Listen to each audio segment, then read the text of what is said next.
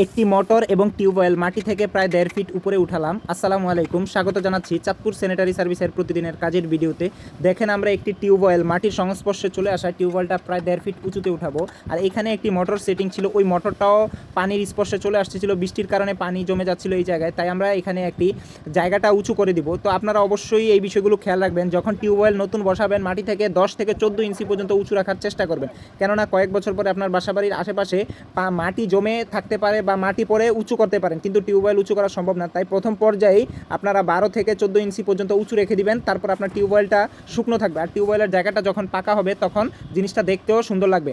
তো আলহামদুলিল্লাহ পুরনো সেটিং যেভাবে আছে ওইভাবেই আমরা পাইপগুলোকে আবার পুনরায় ইনস্টল করে দিলাম। আমাদের অঞ্চলে কিন্তু আমরা সেম একই পদ্ধতিতে মোটর সেটিং করে থাকি। আপনাদের এলাকায় কি এই পদ্ধতিতে মোটর সেটিং করে কিনা অনেকেই কমেন্ট করে জানাবেন আশা করি। আর এখানে দেখতে পাচ্ছেন আমরা টিউবওয়েলের ভিতরে বোরিং পাইপ দিই, অনেক এলাকাতেই আছে বোরিং পাইপ দেয় না, বোরিং পাইপ ছাড়া ইনস্টল করে। আর এখানে আমরা মোটরটা সেটিং করার জন্য 10 ইঞ্চি করে ইটের গাঁথুনি করে নিচ্ছি। আর পুরনো যেভাবে আছে অল্প সময়ের মধ্যে চেষ্টা করতেছি ওইভাবে কাজগুলো করার জন্য। তো আমরা যেই কাজগুলোই করি সেই কাজগুলোকে আপনাদের মাঝে উপস্থাপন করি।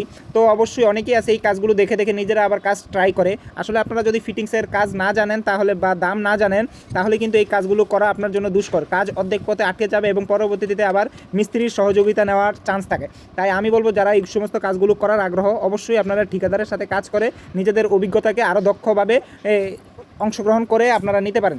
তো আলহামদুলিল্লাহ এই পর্যায়ে আমাদের কাজগুলো কমপ্লিট। তো কেমন হয়েছে আমাদের সম্পূর্ণ কাজটা কমেন্ট করে জানাবেন, আর ভালো লাগে পেজটি ফলো দিয়ে পাশে থাকবেন।